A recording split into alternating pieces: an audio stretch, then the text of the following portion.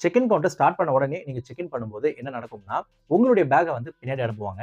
பின்னாடி என்ன பண்ணுவாங்கன்னா, உங்களுடைய பேக்க வந்து ட்ராலில வந்து லோட் பண்ணுவாங்க. அதாவது ஃபர்ஸ்ட் வர பேக் எல்லாமே ட்ராலில இருந்து லோட் பண்ணிட்டே இருப்பாங்க. அந்த ட்ராலி வந்து ஃபுல் ஆன உடனே அடுத்த ட்ராலில வந்து லோட் பண்ணுவாங்க. இது போல வந்து உங்களுக்கு லோட் பண்ணிட்டே இருக்கும்போது, கடைசியா வந்த பேசஞ்சருடைய பேக்கேஜ் வந்து கடைசி ட்ராலில இருக்கும். உங்களுடைய பேக் வந்து ஃபர்ஸ்ட் ட்ராலில இருக்கும். ஃப்ளைட்டுக்கு லோட் பண்றதுக்காக அந்த ட்ராலி எல்லாம் சென்ட் பண்ணும்போது, ஃபர்ஸ்ட் ட்ராலில இருக்கிற உங்க பேக் வந்து லோட் பண்ணும்போது ஃப்ளைட்டோடைய உள்ள போயிடும். அதே போல கடைசியா செக் இன் ஆன பேசஞ்சரோட பேக் வந்து கடைசி ட்ராலில இருக்கிறதுனால, அவருடைய பேக்க வந்து ஃப்ளைட்ல வந்து ஃப்ரண்ட்லயே வந்து உங்களுக்கு இருக்கும்.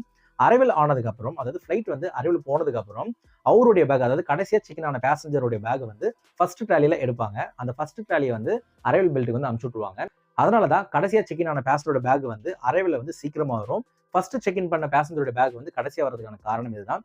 அதனால அடுத்த தடவை நீங்க ஃப்ளைட் டிராவல் பண்ணும்போது ஏர்போர்ட்டுக்கு வந்து சீக்கிரமா போயிருங்க. ஆனா செக் இன் மட்டும் சீக்கிரமா பண்ணாதீங்க. கொஞ்சம் டிலே பண்ணி நீங்க பண்ணீங்கன்னா, உங்களுடைய